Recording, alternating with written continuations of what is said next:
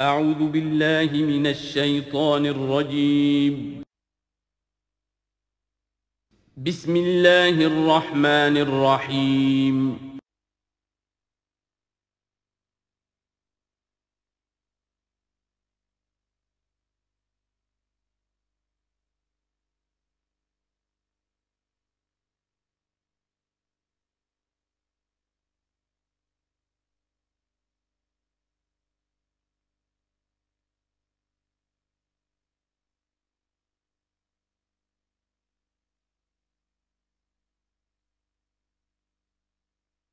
نحمده ونصلي على رسوله الكريم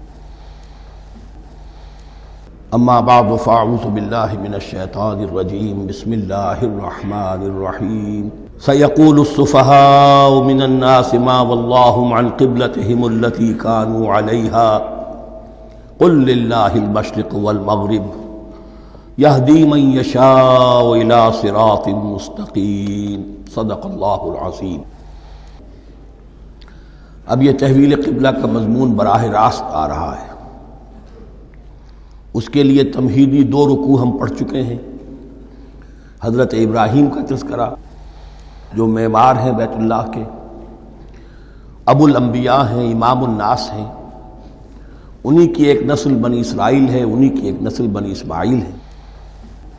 ان کا دین کیا تھا، اس کی بنیاد کیا تھی، انہوں نے اور خود ان کے پوتے حضرت یعقوب نے اپنی اولاد کو کس بات کی وصیت کی تھی، اب وہ اولاد مختلف پگڈنڈیوں پر چل کر کہاں کہاں پہنچ چکی ہے، یہ سارا پس منظر ہے اصل میں اس تحویل قبلہ کے لیے۔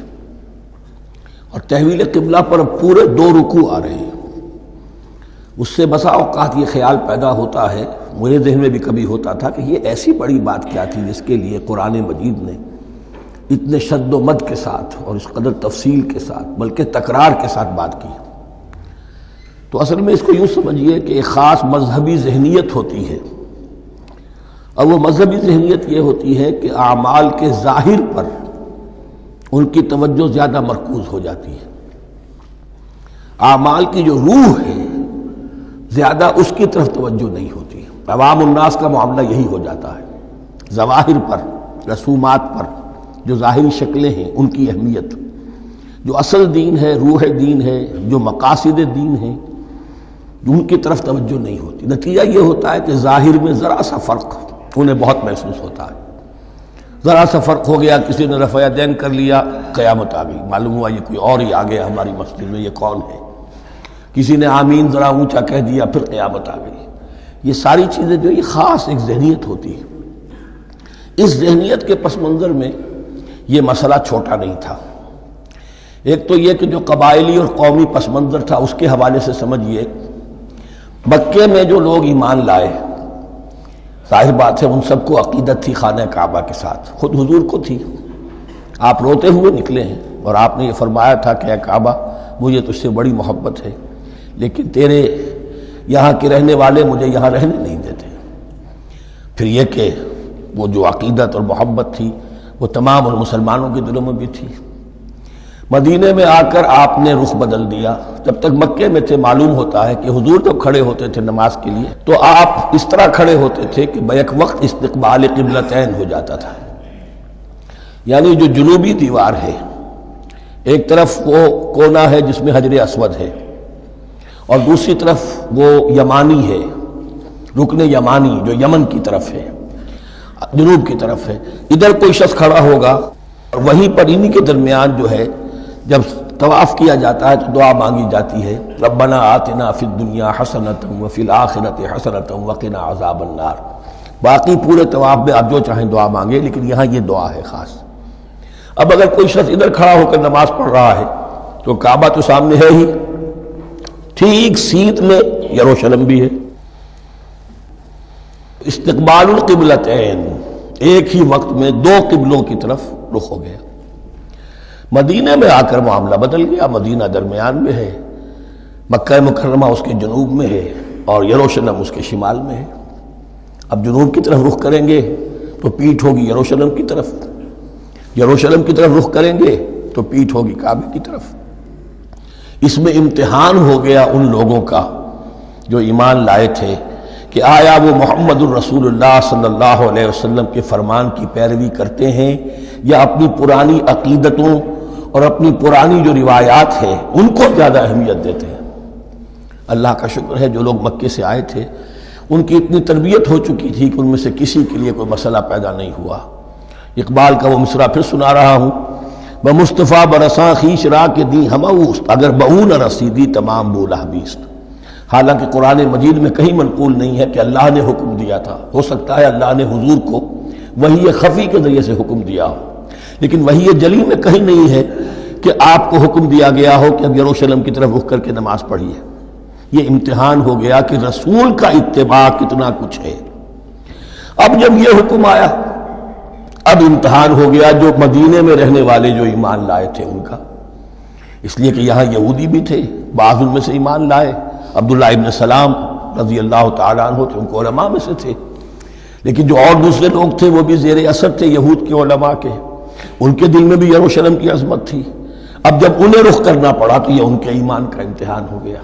تو یہ بڑا امتحان تھا اس میں کہ جو سب کے لیے مثبر تھا، اور مسلمانوں میں سے بعض لوگوں کے دلوں میں یہ خیال بھی پیدا ہوا ہوگا اگر اصل قبلہ یہ تھا تو ہم نے اب تک جو نمازیں پڑھی ہیں وہ تو پھر ہم نے غلط اس پر پڑھی، ہماری اتنی سالوں کی، کسی کو ایمان لائے وہ 10 برس ہو گئے، ہماری ان نمازوں کا کیا بنے گا؟ وہ نمازیں ضائع ہو گئیں تو نماز تو ایمان کا رکن رکین ہے، تو بڑی تشویش پیدا ہو گئی۔ اس کے ساتھ ہی ایک مسئلہ یہ پیدا ہوا سیاسی اعتبار سے کہ یہود اب تک تو یہ سمجھ رہے تھے کہ حضور نے اور مسلمانوں نے ہمارا قبلہ اختیار کر لیا ہے، تو گویا کہ ہمارے کیمپ فالوورز ہیں، ہمارا تو انہوں نے اتباع کیا ہے، لہذا ہمیں کوئی خاص اندیشہ نہیں ان کی طرف سے۔ لیکن اب جب قبلہ بدل گیا تو ان کے کان کھڑے ہو گئے کہ یہ تو پھر کوئی نئی اب ملت ہے اور نئی امت کی تشکیل ہو رہی ہے، لہذا ان کی طرف سے مخالفت جو تھی اس کے اندر شدت زیادہ پیدا ہو گئی۔ یہ سارے مضامین تھے کہ جو یہاں پر زیر بحث آ رہے ہیں۔ سَيَقُولُ السُّفَهَاءُ مِنَ النَّاسِ، بہت غیر معمولی ہے اس کا آغاز ہی اس آیت کا۔ ان قریب کہیں گے لوگوں میں سے احمق اور بے وقوف لوگ، مَا وَلَّاهُمْ عَنْ قِبْلَتِهِمُ الَّتِي كَانُوا عَلَيْهَا، کس چیز نے پھیر دیا انہیں اس قبلے سے کہ جس پر یہ تھے۔ یعنی یہ 16 مہینے نماز پڑھی ہے بیت المقدس کی طرف رخ کر کے، یروشلم کی طرف، اب کس چیز نے پھیر دیا انہیں؟ قُلْ لِلَّهِ الْمَشْرِقُ وَالْمَغْرِبُ، دیکھیے وہی الفاظ جو 14ویں رکوع میں آئے تھے جو تمہید بن رہے تھے، کہہ دیجئے کہ اللہ ہی کے لیے ہے مشرق اور مغرب۔ گویا کہ شمال اور جنوب، مشرق و مغرب، شمال و جنوب، محاورے میں مشرق و مغرب زیادہ استعمال ہوتا ہے، سب اللہ کے ہیں، اللہ کسی سمت میں محدود نہیں ہے۔ یہدی من یشاء الی صراط مستقیم، وہ جس کو چاہتا ہے سیدھے راستے کی طرف ہدایت دے دیتا ہے۔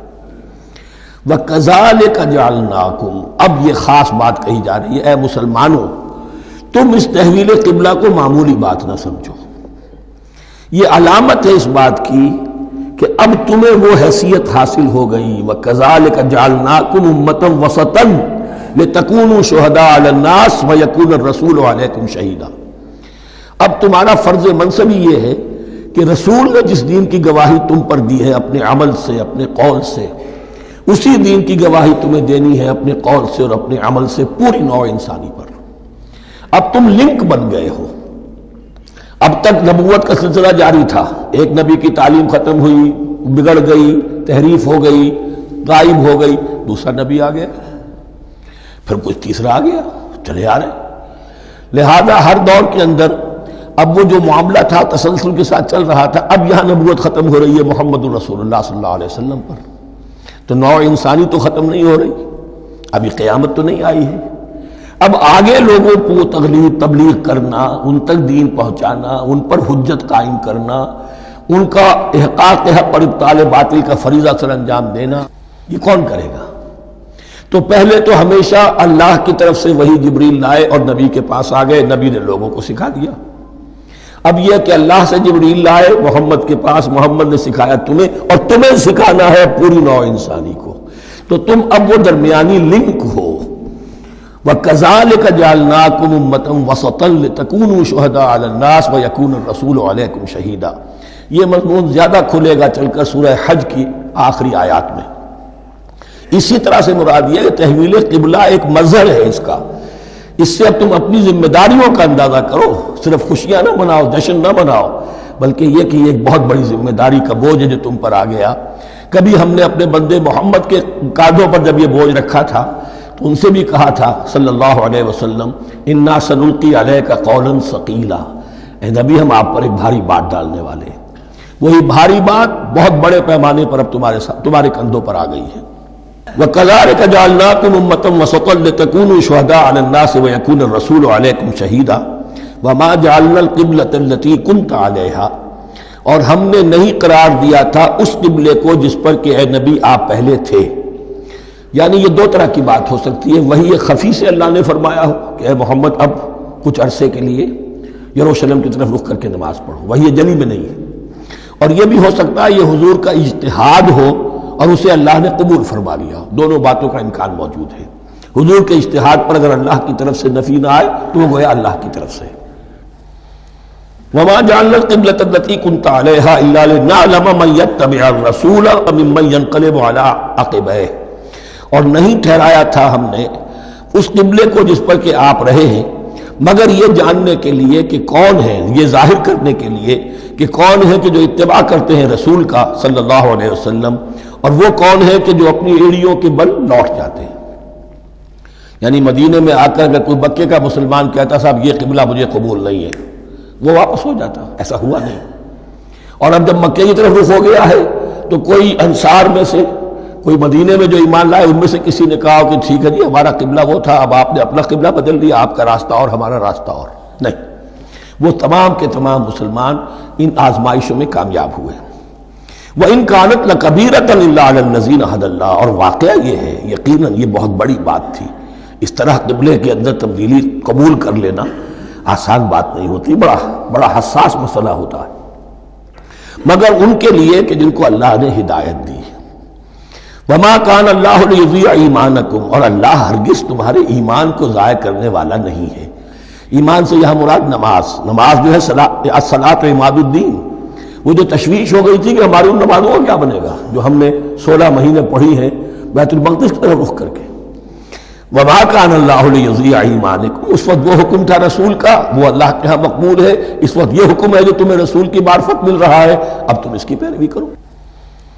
ان اللہ بالناس لرؤوف الرحیم، یقیناً اللہ تعالیٰ تو انسانوں کے حق میں بہت ہی شفیق ہے اور بہت ہی رحیم ہے۔ قد نرى تقلب وجهك في السماء، معلوم ہوتا ہے خود حضور کو انتظار تھا اس فیصلے کا، اور معلوم ہوتا ہے کہ آپ پر بھی شاخ گزر رہا تھا یہ وقفہ کہ جس میں نماز پڑھتے ہوئے پیٹھ ہو رہی تھی بیت اللہ کی طرف، تو آپ بار بار آپ کی نگاہیں آسمان کی طرف اٹھتی تھی کہ کب وحی آئے، کب جبرائیل حکم لے کر آئیں۔ قد نرى تقلب وجهك في السماء، اے نبی ہم نے آپ کے چہرے کا بار بار آسمان کی طرف اٹھنا دیکھ لیا ہے۔ فَلَنُوَلِّيَنَّكَ قِبْلَةً تَرْضَاهَا، اس آیت میں بڑی شفقت، بڑی محبت، بڑی عنایت ہے محمد الرسول اللہ صلی اللہ علیہ وسلم کے لیے اللہ کی طرف سے۔ تو ہم بدلے دیتے ہیں، پھیرے دیتے ہیں قبلہ جو آپ کو پسند ہے۔ ظاہر بات ہے کہ حضور کو جو محبت تھی اور جو بھی آپ کو ایک رشتہ قلبی تھا بیت اللہ کے ساتھ، فَلَنُوَلِّيَنَّكَ قِبْلَةً تَرْضَاهَا، ہم بدلے دیتے ہیں، بدل دیں گے قبلہ اسی طرف جو آپ کو پسند ہے۔ فَوَلِّ وَجْهَكَ شَطْرَ الْمَسْجِدِ الْحَرَامِ، تو بس اب پھیر دیجئے اپنے رخ کو مسجد حرام کے رخ پر۔ وَحَيْثُ مَا كُنْتُمْ، اور مسلمانوں جہاں کہیں بھی تم ہو، مدینے میں ہو یا کہیں اور ہو، مغرب میں ہو، شمال میں ہو، جنوب میں ہو، کہیں ہو، فَوَلُّوا وُجُوهَكُمْ شَطْرَهُ، تو اپنا چہرہ نماز میں اسی کے رخ پر پھیرو۔ وَإِنَّ الَّذِينَ أُوتُوا الْكِتَابَ لَيَعْلَمُونَ أَنَّهُ الْحَقُّ مِنْ رَبِّهِمْ، اور جن لوگوں کو کتاب دی گئی تھی وہ جانتے ہیں کہ یہ حق ہے ان کے پروردگار کی طرف سے۔ تورات میں بھی یہ مذکور تھا کہ اصل قبلہ ابراہیمی وہی تھا، اس لیے کہ یروشلم تو تعمیر کیا ہے حضرت ابراہیم سے کوئی 1000 سال کے بعد حضرت سلیمان نے۔ یہ جو بھی ہیکل سلیمانی ہے کم سے کم 1000 برس کا فصل ہے حضرت ابراہیم میں حضرت سلیمان میں۔ تو حضرت ابراہیم کا قبلہ کون سا تھا؟ تو وہ بھی مولانا امین احسن اصلاحی صاحب نے اردو میں ترجمہ کیا ہے مولانا حمید الدین فراہی کی کتاب کا، اور وہ بہت اہم ہے اس موضوع کو سمجھنے کے لیے۔ بہت سے مسلمان مفسرین نے بھی اس میں ٹھوکر کھائی ہے۔ ان الذین اوتوا الکتاب لیعلمون انہ الحق من ربہم وما اللہ بغافل عما یعملون، اور اللہ غافل نہیں ہے اس سے کہ جو وہ کر رہے ہیں۔ وَلَئِنْ أَتَيْتَ الَّذِينَ أُوتُوا الْكِتَابَ بِكُلِّ آیَةٍ مَا تَبِعُوا قِبْلَتَكَ، اے نبی آپ ان اہل کتاب کو اگر تمام دلائل بھی دے دیں گے، تمام نشانیاں بھی دکھا دیں گے، تب بھی یہ آپ کے قبلے کی پیروی نہیں کریں گے۔ وَمَا أَنْتَ بِتَابِعٍ قِبْلَتَهُمْ، اور نہ ہی اب آپ پیروی کرنے والے ہیں ان کے قبلے کی، یہ تو لکم دینکم ولی دین والا معاملہ ہو گیا۔ وَمَا بَعْضُهُمْ بِتَابِعٍ قِبْلَةَ بَعْضٍ، حد یہ ہے کہ یہ خود جو ہے آپس میں ایک دوسرے کے قبلے کی پیروی نہیں کرتے، یعنی نصارہ اور یہود اگرچہ یروشلم سب کا قبلہ ہے، لیکن عین یروشلم میں جا کر جو یہودی ہیں وہ مغربی گوشے کو اختیار کرتے تھے، مغرب کی طرف رخ کرتے تھے ہیکل سلیمانی میں، اور جو نصارہ ہے وہ مشرق کی طرف، اس لیے کہ حضرت مریم سلام علیہا نے جو اعتکاف کیا تھا مکاناً شرقیہ، وہ جو مکان تھا ان کا جہاں اعتکاف تھا، جہاں فرشتہ ان کے پاس آیا ہے، وہ ہیکل کے کسی شرقی گوشے میں تھا، تو انہوں نے عیسائیوں نے اسی کو اپنا شرقی گوشے کو قبلہ بنا لیا۔ وَلَئِنِ اتَّبَعْتَ أَهْوَاءَهُمْ، اور اے نبی اگر بالفرض آپ نے ان کی خواہشات کی پیروی کی، مِن بَعْدِ مَا جَاءَكَ مِنَ الْعِلْمِ، اس کے بعد کہ آپ کے پاس العلم صحیح علم آ چکا ہے، إِنَّكَ إِذًا لَمِنَ الظَّالِمِينَ، تو آپ بھی پھر ظلم کرنے والوں میں سے ہو جائیں گے، معاذ اللہ۔ الذین آتیناہم الکتاب یعرفونہ کما یعرفون ابناءہم، جن لوگوں کو ہم نے کتاب دی، یعنی تورات اور انجیل کے جو صحیح ماننے والے ہیں، یہ نکتہ یہاں نوٹ کر لیجئے، تورات اور انجیل کے ماننے والوں میں سے غلط کاروں کے لیے مجہول کا صیغہ آتا ہے، اوتوا الکتاب، جنہیں کتاب دی گئی تھی، اور جو ان میں سے ٹھیک تھے، صحیح رخ پر تھے، ان کے لیے معروف کا صیغہ ہوتا ہے جنہیں کتاب ہم نے دی تھی۔ یہ انداز جو ہے معروف اور مجہول کا، یہ آپ دیکھیں گے کہ فرق ہوگا، جہاں ان کی کسی غلط بات کا تذکرہ ہوگا الذین اوتوا الکتاب، اور جہاں اچھی بات کا تو وہاں یہ کہ جو آتیناہم الکتاب، الذین آتیناہم الکتاب یعرفونہ کما یعرفون ابناءہم، وہ ایسے ہی پہچانتے ہیں اس کو۔ ہو کی ضمیر قبلے کی طرف بھی ہے، اور ہو کی ضمیر محمد الرسول اللہ کی طرف بھی ہے، ہو کی ضمیر قرآن کی طرف بھی ہے، ایسے پہچانتے ہیں جیسے اپنے بیٹوں کو۔ وَإِنَّ فَرِيقًا مِّنْهُمْ، اور یقیناً ان میں سے ایک گروہ وہ ہے لَيَكْتُمُونَ الْحَقَّ وَهُمْ يَعْلَمُونَ، جو جانتے بوجھتے حق کو چھپاتے ہیں۔ الحق من ربک، یہ حق ہے آپ کے رب کی طرف سے، فَلَا تَكُونَنَّ مِنَ الْمُمْتَرِينَ، تو آپ ہرگز نہ بنے شک کرنے والوں میں۔ یہ حضور سے خطاب ہو رہا ہے، اور حضور کی وساطت سے اصل میں ہر مسلمان سے خطاب ہو رہا ہے، یہ بات ان سے کہی جا رہی ہے کہ اس میں کوئی شک اپنے پاس مت آنے دو، یہ تو حق ہے تمہارے پروردگار کی طرف سے۔ وَلِكُلٍّ وِجْهَةٌ هُوَ مُوَلِّيهَا، ہر ایک کے لیے ہم نے ایک رخ معین کر دیا جس کی طرف کہ وہ رخ کرتا ہے۔ فَاسْتَبِقُوا الْخَيْرَاتِ، تو مسلمانوں تمہارے لیے ایک رخ تو ہم نے معین کر دیا بیت اللہ کا، ایک باطنی رخ کیا ہے؟ نیکیوں میں ایک دوسرے سے آگے بڑھنے کی کوشش کرو۔ ایک ہے ظاہر، نماز کا ظاہر ہے، آپ نے قبلے کی طرف رخ کر لیا ہے، آپ نے وضو کیا ہے، ایک نماز کا باطن ہے، خشوع ہے، خضوع ہے، حضور قلب حاصل ہے، رقت ہے، معلوم ہے کس کے سامنے حاضری ہے۔ اسی طریقے سے قبلہ ایک تو یہ ہے جو کہ کعبہ ہے، بیت اللہ ہے، ایک یہ فاستبقوا الخیرات، تم ہر نیکی کے اندر ایک دوسرے سے آگے بڑھنے کی کوشش کرو۔ اینما تکونوا یأتی بکم اللہ جمیعا، جہاں کہیں بھی ہوگے اللہ تم سب کو لے آئے گا، جمع کر دے گا۔ ان اللہ علی کل شیء قدیر، یقیناً اللہ تعالی ہر چیز پر قادر ہے۔ ومن حیث خرجت فول وجهک شطر المسجد الحرام، اور جدھر سے بھی آپ کا نکلنا ہو، کہیں سفر کریں، کہیں بھی جائیں، تو آپ اپنا رخ پھیر دیجئے مسجد حرام کی طرف۔ وَإِنَّهُ لَلْحَقُّ مِن رَبِّكَ، اور یہ یقیناً حق ہے آپ کے رب کی طرف سے۔ وَمَا اللَّهُ بِغَافِلٍ عَمَّا تَعْمَلُونَ، اور اللہ غافل نہیں اس سے کہ جو تم کر رہے ہو۔ یہاں بظاہر جو ہے کلام حضور سے ہے، اصل میں مسلمانوں سے خطاب ہے بواسطہ محمد صلی اللہ علیہ وسلم۔ وَمِنْ حَيْثُ خَرَجْتَ فَوَلِّ وَجْهَكَ شَطْرَ الْمَسْجِدِ الْحَرَامِ وَحَيْثُ مَا كُنْتُمْ فَوَلُّوا وُجُوهَكُمْ شَطْرَهُ، اور دیکھو جہاں بھی تم نکلو اپنا رخ کرو مسجد حرام کی طرف۔ امریکہ میں جاؤ تب بھی رخ ہوگا مسجد حرام کی طرف، روس میں جاؤ رخ تمہارا ہوگا مسجد حرام کی طرف۔ وَحَيْثُ مَا كُنْتُمْ، اور اے مسلمانوں جہاں کہیں بھی تم ہو، فَوَلُّوا وُجُوهَكُمْ شَطْرَهُ، تو اپنے چہروں کو پھیر دو اسی کے رخ پر۔ لِأَلَّا يَكُونَ لِلنَّاسِ عَلَيْكُمْ حُجَّةٌ، تاکہ نہ رہے لوگوں کے پاس تمہارے خلاف کوئی دلیل۔ اب اس بات کو سمجھ لیجئے کہ چونکہ تورات میں لکھا ہوا تھا کہ نبی آخر الزمان کا قبلہ کعبہ ہوگا، اگر حضور یہ قبلہ اختیار نہ کرتے تو علماء یہود حجت قائم کرتے مسلمانوں پر کہ دیکھو تورات میں تو یہ لکھا ہے اور انہوں نے وہ اختیار نہیں کیا. تو یہ گویا کہ ان کے اوپر اتمام حجت بھی ہو رہا ہے اور قطع عذر بھی ہو رہا ہے، ان کی حجت کی جڑ بھی کٹ رہی ہے. الا الذین ظلموا منہم، سوائے ان میں سے ان کے جو ظالم ہیں، اعتراض کرنے کے لیے لاکھ انہوں نے پھر بھی ہیلے بہانے بنائی لینے ہیں. فلا تخشوہم، تو اے مسلمانوں ان سے نہ ڈرو، واخشونی، مجھ سے ڈرو. وَلِأُتِمَّ نِعْمَتِي عَلَيْكُمْ، اور یہ جو تحویل قبلہ ہوئی ہے اور محمد الرسول اللہ صلی اللہ علیہ وسلم کی بعثت کی بنیاد پر ایک نئی امت کو شکل دی جا رہی ہے اور اسے اب امامت الناس سے سرفراز کیا جا رہا ہے، وراثت ابراہیمی اب اسے منتقل ہو گئی ہے. یہ اس لیے ہے وَلِأُتِمَّ نِعْمَتِي عَلَيْكُمْ، اپنی نعمت میں تم پر اس کا اتمام فرما دوں، مکمل کر دوں. وَلَعَلَّكُمْ تَهْتَدُونَ، اور تاکہ تم ہدایت یافتہ بن جاؤ. کما ارسلنا فیکم رسولا، جیسے کہ ہم نے بھیج دیا ہے تم میں ایک رسول. اب یہ دعا ابراہیم و اسماعیل یاد کر لیجئے. ربنا وبعث فیہم رسولا منہم یتلو علیہم آیاتک ویعلمہم الکتاب والحکمت ویزکیہم. اب گویا کہ وہاں تو دعا تھی اور یہ 3000 سال کے بعد اس دعا کا ظہور ہو رہا ہے بعثت محمدی کی شکل میں. کما ارسلنا فیکم رسولا منکم، جیسے کہ ہم نے بھیج دیا ہے تم میں رسول اپنا تم ہی میں سے. یتلو علیکم آیاتنا، وہ تلاوت کرتا ہے تم پر ہماری آیات. ویزکیکم، تمہیں پاک کرتا ہے، تزکیہ کرتا ہے تمہارا. ویعلمکم الکتاب والحکمہ، اور تمہیں تعلیم دیتا ہے کتاب و حکمت کی. ویعلمکم ما لم تکونوا تعلمون، اور تمہیں تعلیم دے رہا ہے ان چیزوں کی جو تمہیں معلوم نہیں تھی. یہاں ایک نقطہ بڑا اہم ہے، حضرت ابراہیم اور اسماعیل کی دعا میں جو ترتیب تھی یہاں اللہ نے اس کو بدل دیا ہے. وہاں کیا تھا؟ تلاوت آیات، تعلیم کتاب و حکمت، پھر تزکیہ. یہاں کیا ہے؟ تلاوت آیات، پھر تزکیہ، پھر تعلیم کتاب و حکمت.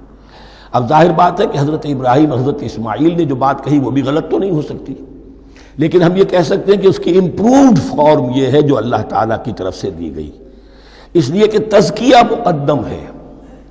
اگر نیت صحیح نہیں ہے تو تعلیم کتاب و حکمت مفید نہیں ہوگی بلکہ گمراہی میں اضافہ ہوگا. نیت کج ہے تو گمراہی بڑھتی چلی جائے گی. اور تزکیہ کا حاصل کیا ہے؟ نیت درست ہو جائے، اخلاص، نحن لہ مخلصون.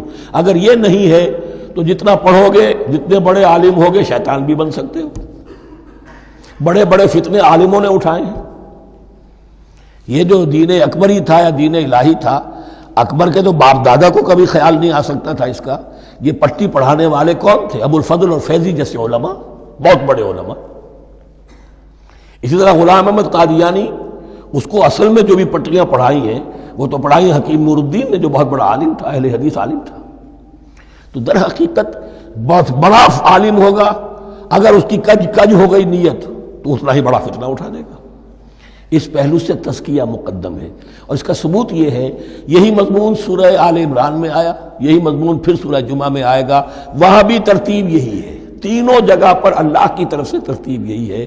یتلو علیکم آیاتنا ویزکیکم، تمہیں ہماری آیات پڑھ کر سنا رہا ہے اور تمہارا تزکیہ کرتا ہے. ویعلمکم الکتاب والحکمہ، اور اس تزکیے کے بعد پھر تعلیم کتاب و حکمت. ویعلمکم ما لم تکونوا تعلمون، اور تمہیں سکھا رہا ہے جو کچھ علم تمہیں حاصل نہیں تھا. فاذکرونی اذکرکم، بس مجھے یاد رکھو، میں تمہیں یاد رکھوں گا. یہ بہت بڑا میثاق ہے اور بہت بڑا وعدہ ہے، بہت بڑا وعدہ. اور یہاں تک حدیث میں پھر اس کی شرح آئی ہے، میرا بندہ اگر مجھے اپنے دل میں یاد کرتا ہے میں بھی اسے اپنے جی میں یاد کرتا ہوں. اور میرا بندہ اگر میرا ذکر کسی محفل میں کرتا ہے تو میں اس سے بہت اعلیٰ محفل میں اس کا ذکر کرتا ہوں. اس کی محفل تو بہت بلند و بالا ہے، ملائے اعلیٰ کی محفل ہے، فرشتے ملائکہ مقربین کی محفل ہے.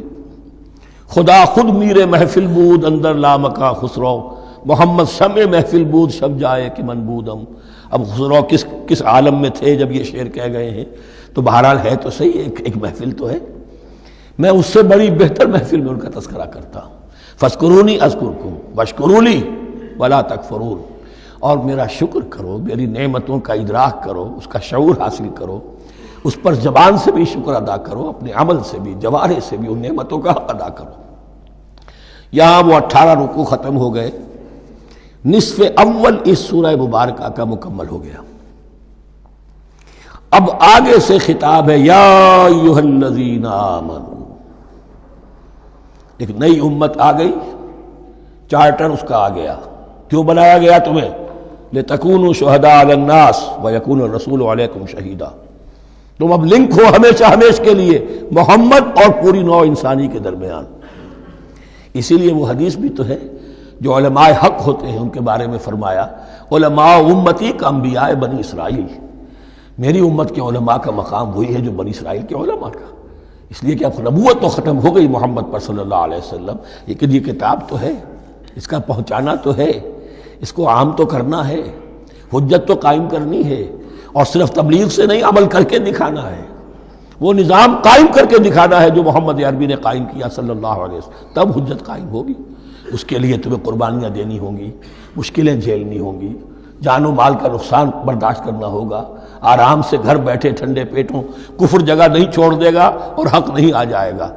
کفر کو ہٹانے کے لیے اور باطل کو ختم کرنے کے لیے اور حق کو قائم کرنے کے لیے تن من دھن تمہیں لگانے ہوں گے۔ اب دیکھیے وہ کال آ رہی ہے، یا ایھا الذین آمنوا استعینوا بالصبر والصلاۃ، یہی وہ الفاظ تھے کہ وہ جو 7 آیتیں تھیں جن کو میں نے کہا تھا خطاب میں بنی اسرائیل میں وہ بمنزلہ فاتحہ ہیں، ان میں الفاظ آئے تھے واستعینوا بالصبر والصلاۃ وانھا لکبیرۃ الا علی الخاشعین الذین یظنون انہم ملاقو ربہم وانہم الیہ راجعون۔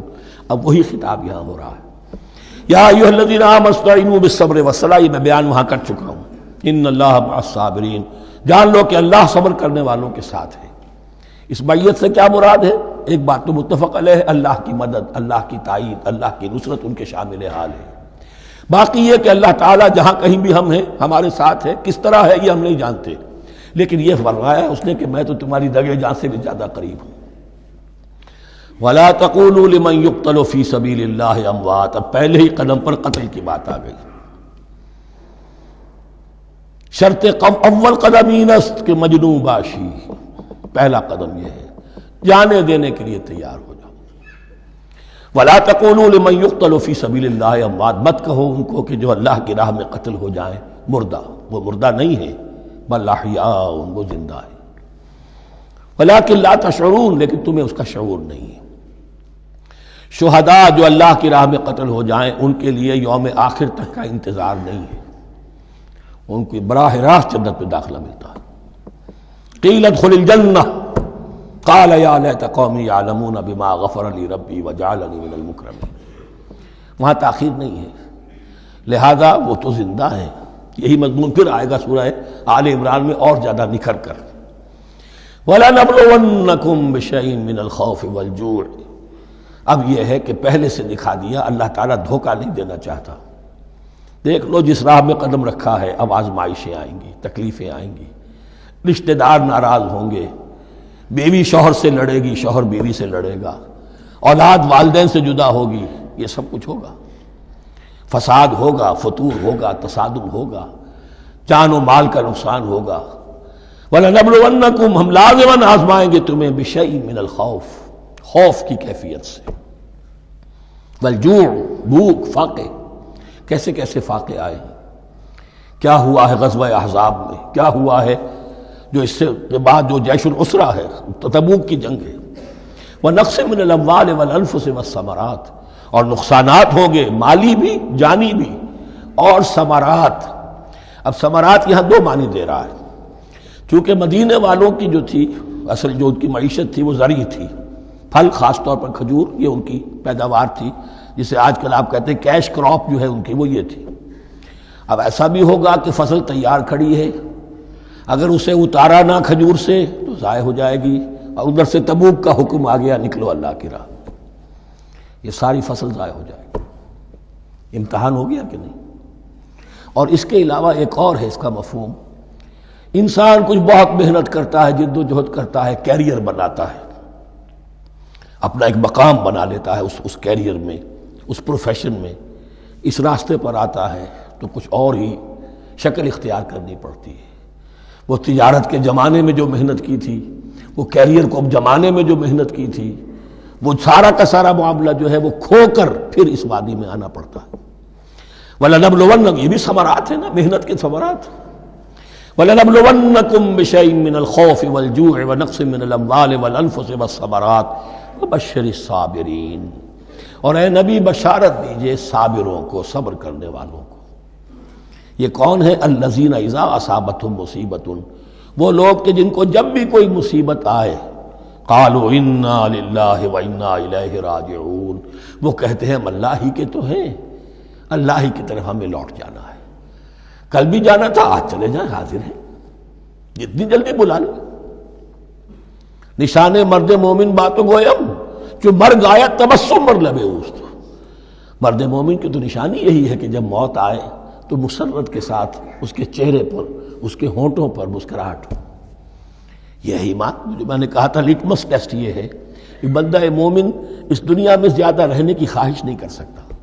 لائف از اے لائبلٹی، جو لمحہ آ رہا ہے اس کا حساب دینا ہوگا، تو جتنی عمر بڑھ رہی ہے حساب بڑھ رہا ہے۔ It's not an asset, it's a liability. اور الدنیا سجن المومن و جنت الکافر، یہ تو مومن کے لیے ایک قید خانہ ہے، ہاں کافروں کی جنت۔ وَبَشِّرِ الصَّابِرِينَ الَّذِينَ إِذَا أَصَابَتْهُمْ مُصِيبَةٌ قَالُوا إِنَّا لِلَّهِ وَإِنَّا إِلَيْهِ رَاجِعُونَ أُولَٰئِكَ عَلَيْهِمْ صَلَوَاتٌ مِّن رَّبِّهِمْ وَرَحْمَةٌ، یہ ہیں وہ لوگ کہ جن پر ہر وقت اللہ کی عنایتوں کا نزول ہوتا رہتا ہے اور رحمت کی بارش ہوتی رہتی ہے۔ وَأُولَٰئِكَ هُمُ الْمُهْتَدُونَ، اور یہی لوگ ہیں ہدایت یافتہ جنہوں نے واقعتاً ہدایت کو اختیار کیا ہے۔ اور جو ایسے مرحلے پر ٹھٹک کر کھڑے رہ جائیں، پیچھے رہ جائیں، پیچھے بیٹھ جائیں، پیٹھ موڑ لیں، وہ گویا کہ ختم ہوا ان کا معاملہ۔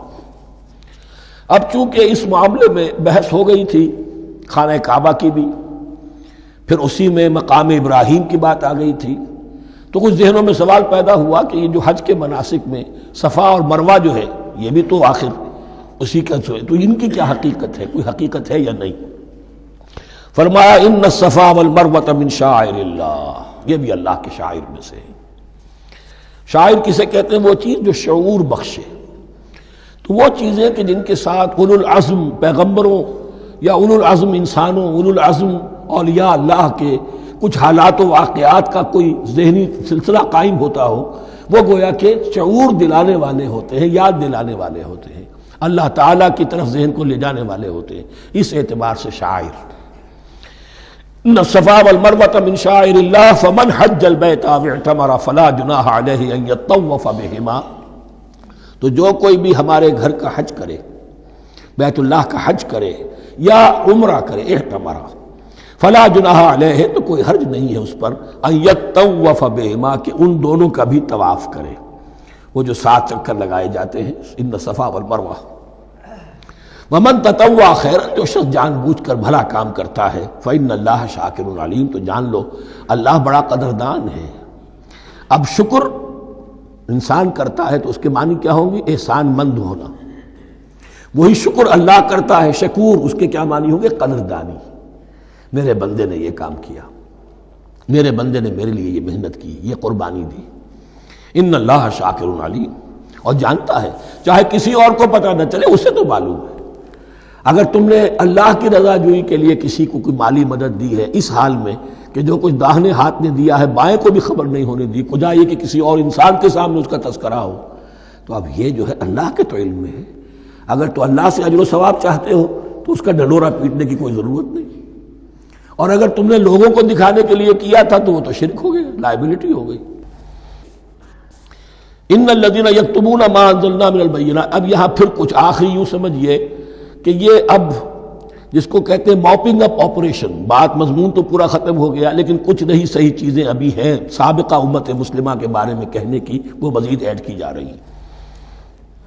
ان الذین یکتمون ما انزلنا من البینات والہدی من بعد ما بیناہ للناس فی الکتاب اولئک یلعنهم اللہ یلعنهم اللاعنون، یقیناً وہ لوگ جو چھپاتے ہیں اس شے کو جو ہم نے نازل کی ہے بینات میں سے اور ہدایت میں سے، اس کے بعد کہ ہم نے ان کو واضح کر دیا ہے لوگوں کے لیے کتاب میں، وہ لوگ ہیں کہ جن پر لعنت کرتا ہے اللہ، اور لعنت کرتے ہیں تمام لعنت کرنے والے۔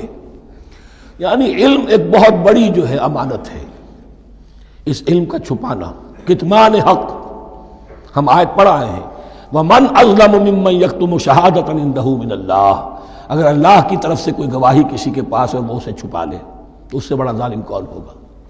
اب انہی کی وضاحت ہو رہی ہے، کیسی کیسی کھلی شہادتیں تورات اور انجیل میں تھیں اور ان کو یہ چھپائے پھر رہے ہیں۔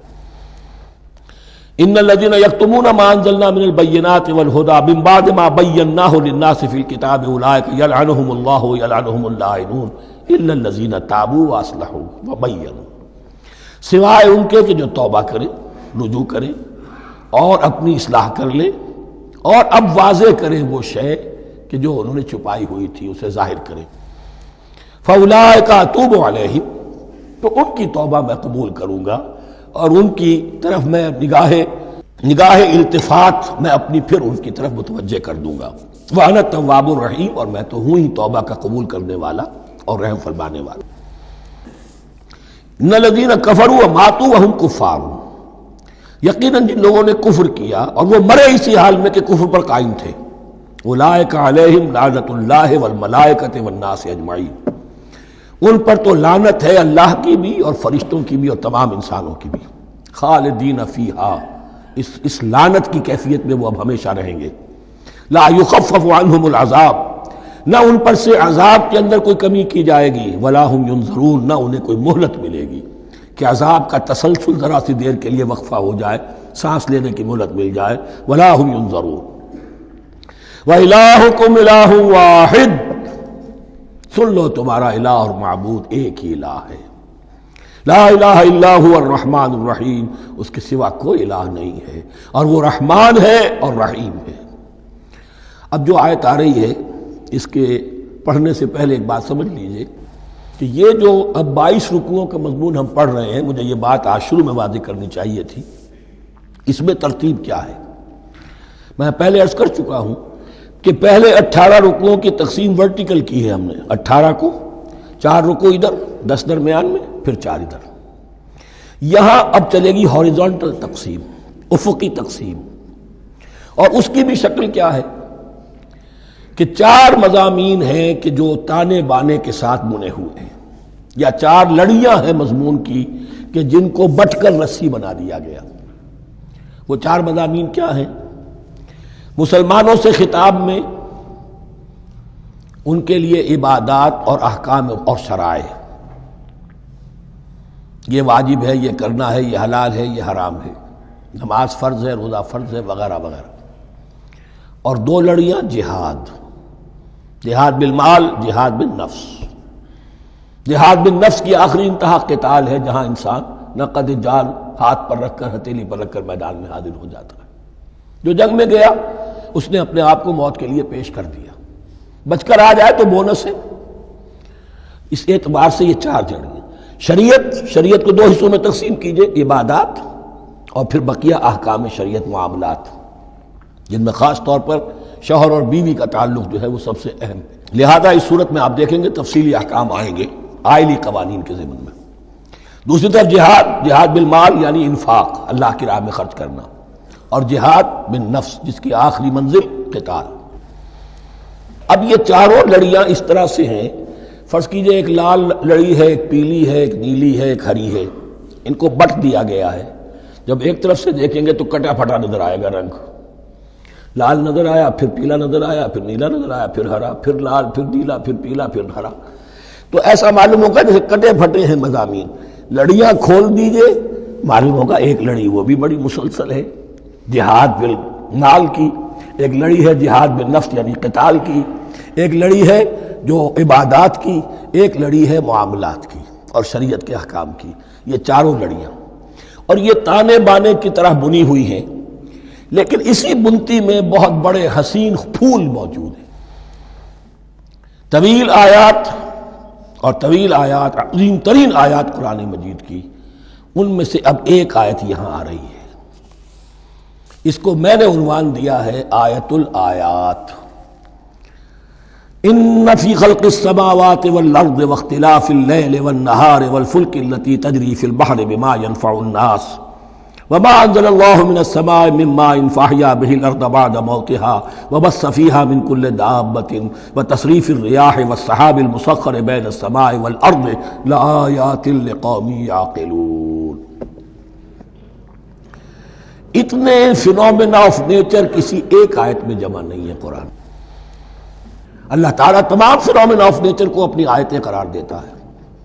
آسمان اور زمین کی تخلیق، رات اور دن کا الٹ پھیر مختلف جگہوں پر، اور یہ جو ستارے ہیں اور یہ جو بھی نباتات ہیں زمین کی، ان میں سے آیتیں ہی آیت. لیکن ان آیت الآیات کو جس طرح یہاں ایک آیت میں سمویا ہے، یہ حکمت کا ایک بہت بڑا پھول ہے، بہت بڑا پھول جو ان 4 لڑیوں کی بنتی کے اندر آ گیا ہے. یقیناً آسمان اور زمین کی تخلیق میں اور رات اور دن کے الٹ پھیر میں اور اس جہاز میں یا کشتی میں جو چلتی ہیں سمندر میں یا دریاؤں میں، وہ سامان لے کر جو لوگوں کو نفع دیتا ہے، بما ينفع الناس وما انزل اللہ من السماء من ماء، اور اس پانی میں کہ جو اللہ نے اتارا ہے آسمان سے، فاحیا به الارض بعد موتها، اور پھر اس سے وہ زندہ کر دیتا ہے زمین کو اس کے مردہ ہو جانے کے بعد. بے آب و گیا زمین پڑی تھی، بارش ہوئی ہے، اسی میں سے روئیدگی آ گئی ہے. وبث فیہا من کل دابہ، اور یہ تمام حیوانات اور چرند اور پرند جو اس کے اندر پھیلا دیے گئے ہیں. وتصریف الریاح، اور یہ ہواؤں کا چلنا جو ہے، کبھی پرواں چل رہی ہے، کبھی پچھمی چل رہی ہے، کبھی مشرق سے آ رہی ہے، کبھی مغرب سے آ رہی ہے، تصریف الریاح ہے. والسحاب المسخر بین السماء والارض، اور ان بادلوں میں کہ جو معلق کر دیے گئے آسمان اور زمین کے درمیان. لآیات لقوم یعقلون، ان سب میں آیات ہیں، نشانیاں ہیں ان لوگوں کے لیے جو عقل سے کام لیں. ان کو دیکھو اور ان کے خالق کو، مدبر کو پہچانو. آیات ہے، اور ان کے آیات کے پہچاننے کا جو عملی نتیجہ نکلنا چاہیے، اور جس کو عام طور پر لوگ نہیں پہنچ پاتے جس تک، اب اگلی آیت میں اس کا تذکرہ ہے. نتیجہ تو نکلنا یہ چاہیے کہ پھر محبوب اللہ ہی ہو، شکر اسی کا ہو، اطاعت اسی کی ہو، عبادت اسی کی ہو. جب سورج میں کچھ نہیں، یہ تو اللہ نے اس کو بنایا ہے، یہ حرارت جو ہے اللہ نے دی ہے، چاند میں کچھ نہیں، ہوائیں چلانے والا کوئی وہی تو ہے. تو اب کسی شے کے لیے کوئی شکر نہیں، کسی شے کے لیے کوئی عبادت نہیں، کوئی ڈنڈوت نہیں، کوئی سجدہ نہیں، بلکہ صرف اللہ کے لیے. اور وہی مطلوب و مقصود بن جائے، وہی محبوب ہو. لا محبوب الا اللہ، لا مقصود الا اللہ، لا مطلوب الا اللہ. جن لوگوں کی یہاں تک رسائی نہیں ہو جاتی، وہ لوگ کسی اور شے کو اپنا محبوب و مطلوب بنا کر اس کی پرستی شروع کر دیتے ہیں. خدا تک نہیں پہنچے، اپنے نفسی کو معبود بنا لیا، جو یہ کہے کر رہے، معبود تو ہو گیا. ارأیت من اتخذ الہہ ہواہ، اپنے قوم کو معبود بنا لیا، قوم کی برتری کے لیے اور قوم کی سربلندی کے لیے جانے بھی دے رہے، وطن کو معبود بنا لیا. اس حقیقت کو علامہ اقبال نے سمجھا ہے. اس دور کا سب سے بڑا بت وطن ہے. اس دور میں میں اور ہے، جام اور ہے، جم اور، ساقی نے بنا کی روش لطف و ستم اور، تہذیب کے آزر نے ترشوائے صنم اور، مسلم نے بھی تعمیر کیا اپنا حرم اور، ان تازہ خداؤں میں بڑا سب سے وطن ہے، جو پیرہن اس کا ہے وہ مذہب کا کفن ہے. نیشنلزم، ٹیریٹوریل، وطنی قومیت، وطن کی جے، یہ معبود بنائے بیٹھے. تو اب یہاں سنیے، ومن الناس، اور لوگوں میں سے کچھ ایسے بھی ہیں، من یتخذ من دون اللہ اندادا، جو اللہ کو چھوڑ کر کچھ اور چیزوں کو اس کا مد مقابل بنا دیتے ہیں. وطن کو بنا لیا، قوم کو بنا لیا، ہیومنزم، انسانیت، نوع انسانی، ہم اس کے خدمتگار ہیں، ہم اس کی بہتری کے لیے کام کر رہے ہیں، یہ بھی ایک معبود بن گیا. اور سب سے گھٹیا انسان وہ ہے کہ اپنے ہی حسن کا دیوانہ بنا پھرتا ہوں، اپنا ہی نفس ہے، اسی کے گر چکر لگا رہا ہے، وہی حریم ہے اس کا، وہی حرم ہے اس کا، اور وہ طواف کر رہا ہے اپنے نفس کا، تو وہ بھی تو اس کا ایک معبود ہے. لوگوں میں سے وہ بھی ہیں کہ جو اللہ کو چھوڑ کر کسی اور چیز کو اس کا مد مقابل بنا دیتے ہیں. یحبونہم کحب اللہ، اور ان سے محبت کرنے لگتے ہیں جیسی کہ اللہ سے کرنی چاہیے. یہ فلسفہ ہے اصل میں، ہندی میں سے آدرش کہتے ہیں، عربی میں نصب العین، انگلش میں آئیڈیل. ہر باشعور انسان کسی شے کو اپنا آئیڈیل بناتا ہے اور اس سے پھر محبت کرتا ہے، اس کے لیے جیتا ہے، اس کے لیے مرتا ہے. قربانیاں دیتا ہے، ایثار کرتا ہے، قوم کے لیے قربانی، وطن کے لیے قربانی، فلاح کے لیے قربانی، خود اپنی ذات کے لیے قربانی۔ یحبونہ کحب اللہ، یہ سارے کام تو اللہ کے لیے کرنے کے تھے۔ جیو اللہ کے لیے، مرو اللہ کے لیے، محبت اس سے کرو۔ ان صلاتی و نسکی و محیای و مماتی للہ رب العالمین۔ تم نے اپنی یہ ساری نسبتیں کسی اور شے کے ساتھ وابستہ کر دی، تم نے اللہ کا مد مقابل تراش لیا۔ می تراشت فکر ما ہر دم خدا بندے دیگر، رست از یک بند تا افتاد در بندے دیگر۔ انسان معبود تراشتا رہتا ہے اپنے ذہن سے، اور ان کے لیے محبت کرتا ہے، جانیں دیتا ہے، قربانیاں دیتا ہے۔ وَمِنَ النَّاسِ مَن يَتَّخِذُ مِن دُونِ اللَّهِ أَندَادًا يُحِبُّونَهُمْ كَحُبِّ اللَّهِ، یہ مضمون بھی سورہ حج میں زیادہ واضح ہوگا۔ وَالَّذِينَ آمَنُوا أَشَدُّ حُبًّا لِلَّهِ، پھر یہ لٹمس ٹیسٹ کا لفظ میری زبان پر آ رہا ہے، اور جو لوگ واقعتاً صاحب ایمان ہوتے ہیں ان کی شدید ترین محبت ہوتی ہے اللہ کے ساتھ۔ اگر یہ نہیں ہے، اگر یہ نہیں تو بابا پھر سب کہانیاں ہیں۔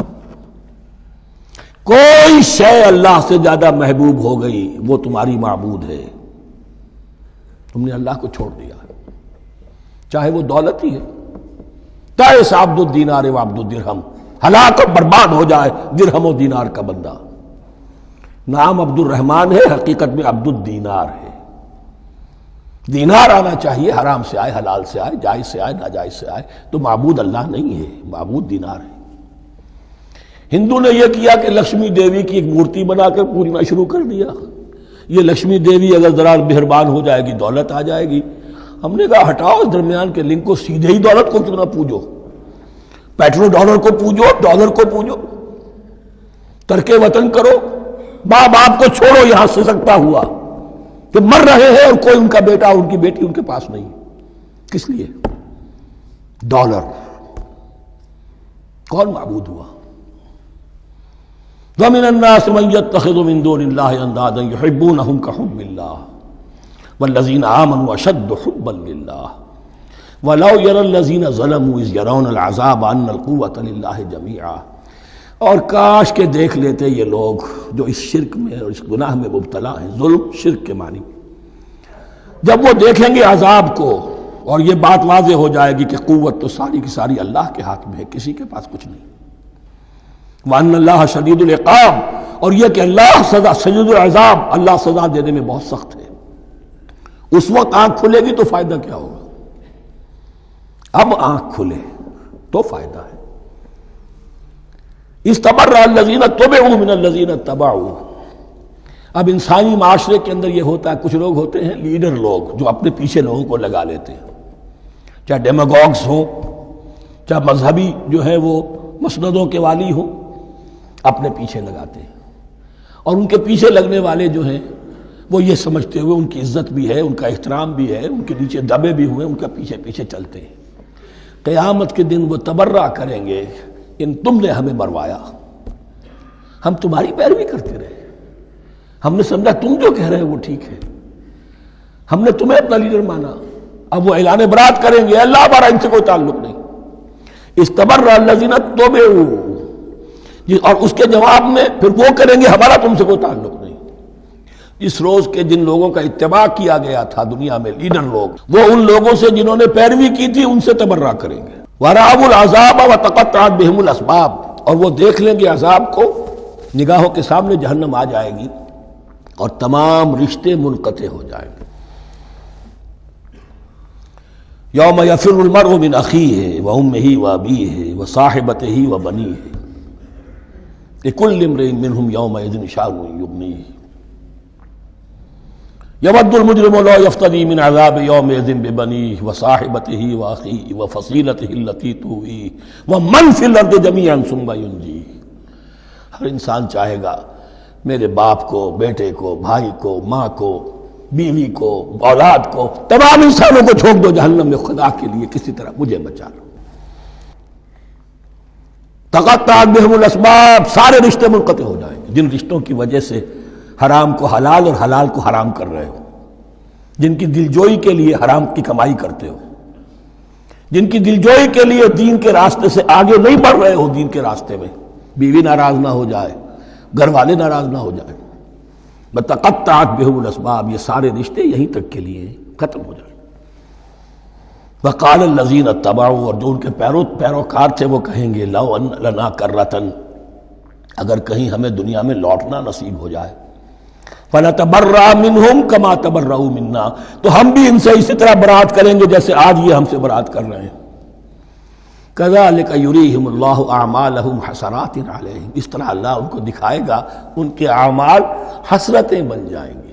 کاش کہ ہم نے سمجھا ہوتا، کاش کہ ہم نے ان کی پیروی نہ کی ہوتی، کاش کہ ہم نے ان کو اپنا لیڈر اور اپنا ہادی اور رہنما نہ مانا ہوتا. وما ہم بخارجین من النار، لیکن وہ اب آگ سے نکلنے والے نہیں ہوں گے. یا ایھا الناس کلوا مما فی الارض حلالا طیبا ولا تتبعوا خطوات الشیطان انہ لکم عدو مبین. اے لوگو، زمین میں جو کچھ حلال اور طیب ہے، حلال ہے اور پاک ہے، صاف ستھری چیز اور حلال چیز، وہ کھاؤ، اور شیطان کے نقش قدم کی پیروی نہ کرو. انہ لکم عدو مبین، یقیناً وہ تمہارے لیے کھلا دشمن ہے. یہ بحث اصل میں کھلے گی سورہ انعام میں جا کر. وہاں عرب میں یہ رواج تھا، بتوں کے نام پر کوئی جانور چھوڑ دیتے تھے، جیسے ہندوؤں میں بھی تھی رواج، ہم نے تو بچپن میں دیکھا ہے. کوئی سانڈ چھوڑ دیا، کسی کے کان جو ہے وہ چیر دیے، یہ فلاں بت کے لیے ہے، فلاں دیوی کے لیے ہے. اب اسے کوئی کچھ نہیں کہہ سکتا تھا، وہ جہاں چاہیں وہ منہ ماریں جا کر ان کا، اور پھر ان کا ظاہر بات ہے ان کا گوشت کیسے کھایا جا سکتا تھا. تو عرب میں بھی یہ رواج تھے، اور ابھی تک اس کے کچھ نہ کچھ ریزیڈیول ایفیکٹس تھے. آباء و اجداد کی جو رسمیں چلی آ رہی ہوں وہ آسانی سے جو ہے وہ چھوٹتی نہیں ہے، کچھ نہ کچھ اثرات رہتے ہیں، جیسے آج تک ہمارے ہاں ہندوانہ اثرات موجود ہیں. تو ایسے لوگوں سے کہا جا رہا ہے کہ یہ تمام حرمتیں جو تمہارے ان لوگوں نے مشرکین نے بنا لی تھی، یہ جانور حرام، یہ جانور حرام ہو گیا، اسے فلاں کے نام پر نامزد کیا ہے، اس اونٹ کی جو ہے اتنی اونٹنیوں کے ساتھ جفتی ہو چکی ہے، اب بس اس کو خالی کر دو، چھوڑ دو، نہ اس کے اوپر سواری کی جائے گی اور نہ اس کا گوشت کھایا جائے گا. یہ کوئی نہیں ہے. جو چیز حلال ہے اصلاً اور طیب ہے، کھاؤ. انما یامرکم بالسوء والفحشاء، یقیناً شیطان تمہیں حکم دیتا ہے بدی کا اور بے حیائی کا. وان تقولوا علی اللہ ما لا تعلمون، اور اس کا کہ تم کہو اللہ کی طرف نسبت کر کے جو تم جانتے نہیں ہو کہ اللہ نے حرام کیا. بھائی تمہیں کہاں معلوم؟ کوئی دلیل لاؤ، کسی کتاب میں دکھاؤ کہ اللہ نے یہ چیز حرام کر دی. وَإِذَا قِيلَ لَهُمُ اتَّبِعُوا مَا أَنزَلَ اللَّهُ قَالُوا بَلْ نَتَّبِعُ مَا أَلْفَيْنَا عَلَيْهِ آبَاءَنَا، اور جب ان سے کہا جاتا ہے اتباع کرو اس کی جو اللہ نے نازل کیا ہے. قالوا، وہ کہتے ہیں بل نتبع ما الفینا علیہ آباءنا، ہم تو پیروی کریں گے اس کی جس پر ہم نے پایا اپنے آباء و اجداد کو. اب لو کان آباؤہم لا یعقلون شیئا ولا یہتدون، کیا وہ اپنے آباء و اجداد ہی کی پیروی کرتے رہیں گے، خواہ ان کے آباء و اجداد نہ کسی بات کو سمجھ پائے ہوں نہ ہدایت یافتہ ہوئے.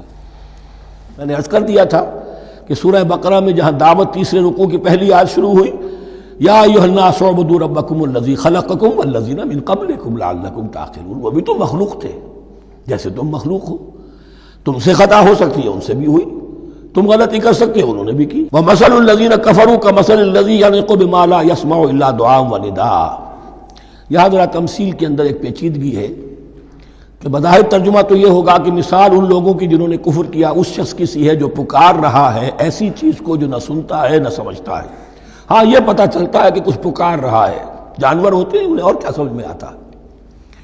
تو یہاں پہ اصل میں تمثیل میں مراد یہ ہے کہ حضور صلی اللہ علیہ وسلم اور مسلمان ان لوگوں کو جو سمجھانے کی کوشش کر رہے ہیں ان میں سے کچھ ایسے بھی ہیں کہ جو کچھ نہیں سمجھتے. دعا اور ندا تو ہے، صم بکم عمی فہم لا یعقلون، لیکن وہ بہرے بھی ہیں، گونگے بھی ہیں، اندھے بھی ہیں، وہ عقل سے کام نہیں لیتے. یا ایھا الذین آمنوا کلوا من طیبات ما رزقناکم، اے اہل ایمان کھاؤ ان تمام پاکیزہ چیزوں میں سے جو ہم نے تمہیں دی ہیں.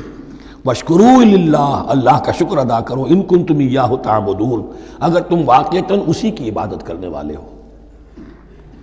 جیسا کہ میں نے عرض کیا سورہ الانعام میں یہ ساری چیزیں آئیں گی اور تفصیل سے. انما حرم علیکم المیتۃ والدم ولحم الخنزیر وما اہل بہ لغیر اللہ، بنیادی طور پر اللہ تعالیٰ نے وہ کھانے کے جو اہل عرب میں اس وقت رائج تھے ان میں سے 4 چیزوں کی حرمت کا اعلان کیا ہے بار بار. مکی صورتوں میں بار بار ہوا ہے اور یہاں پھر یہ مدنی صورت کے اندر گویا کہ آخری بار. انما حرم علیکم المیتۃ، اللہ نے تم پر حرام کیا مردار کو، جو اپنی آپ موت مر گیا، ذبح نہیں کیا گیا، والدم، اور خون حرام ہے، نجس ہے۔ اسی لیے جو ذبح کرنے کا ہمارا طریقہ ہے وہ یہ ہے کہ صرف گردن کو کاٹا جائے تاکہ اس میں شریانے وغیرہ کٹ جائے اور اکثر جو ہے خون جسم کا نکل جائے۔ اگر جھٹکا کیا جائے جیسے سکھ کرتے تھے، ایک ہی تلوار کے وار سے گردن اڑا دی بکری کی، یا یہ کہ جیسے کہ یورپ وغیرہ میں ہوتا ہے، تو پھر وہ خون اندر رہ جاتا ہے جسم کے، اس کے اندر پھر وہ اینٹھن نہیں ہوتی اس حیوان کے جسم میں کہ جس سے خون جو ہے وہ باہر چلا جائے، تو وہ لحم الخنزیر، اور تیسری چیز ہے خنزیر کا گوشت، اور چوتھی چیز وما اہل بہ لغیر اللہ، اور وہ کہ جس پر پکارا گیا ہو کسی کا نام اللہ کے سوا۔ اب اس میں ایک چیز تو یہ ہے کہ جسی شے کو ذبح کرتے ہوئے کسی بت کا، کسی دیوی کا، کسی دیوتا کا تذکرہ کیا، وہ تو حرام مطلق ہو ہی گیا، اس کا گوشت کھانا حرام مطلق ہے۔ لیکن اسی کے تابع یہ ہوگا کسی بزرگ کا قرب حاصل کرنے کے لیے اس کے مزار پر لے جا کر وہاں ذبح کیا جا رہا ہے۔ پوچھیں گے تو ہم تو اللہ کے لیے ذبح کر رہے ہیں، تو اللہ کے لیے تو اپنے گھر میں بھی کر سکتے تھے ذبح، یہاں کیوں لائے ہو؟ اس کو تم نے کسی اعتبار سے اس صاحب قبر کا جو ہے اس کا تقرب حاصل کرنے کا ذریعہ بنایا۔ یہ چیزیں بھی اسی کے تابع ہو جائیں گی۔ اللہ کے لیے کرنا تو ہر جگہ کر سکتے ہو، ہم تو صرف ایصال ثواب کے لیے کر رہے ہیں، تو اپنے گھر میں بیٹھ کر کرو گے تو کیا ایصال ثواب نہیں ہو جائے گا؟ ٹھیک ہے اللہ، ہم یہ خرچ کر رہے ہیں، ہم نے یہ جانور ذبح کیا ہے تیرے لیے، اس کا ثواب جو ہے فلاں کو پہنچا دے۔ یہ ہے چار چیزیں بنیادی طور پر۔ فمن اضطر غیر باغ ولا عاد، ان میں بھی ایک رعایت ہے، اگر کوئی مضطر ہو گیا ہے، مجبور ہو گیا ہے، جان نکل رہی ہے اور کوئی شے کھانے کو نہیں، لیکن دو شرطیں پوری ہو، غیر باغ ولا عاد، وہ اس حرام کی طرف رغبت نہ رکھتا ہو، اور نہ جو ناگزیر حد ہے جان بچانے کی اس سے آگے بڑھے۔ صرف جان بچانے کے لیے مردار کا گوشت بھی کھا سکتا ہے، سور کا گوشت بھی کھا سکتا ہے، جو بھی چاہے، جان بچانے کے لیے یہ رخصت ہے، لیکن اس شے کی طرف کوئی رغبت اور میلان طبیعت میں نہ ہو۔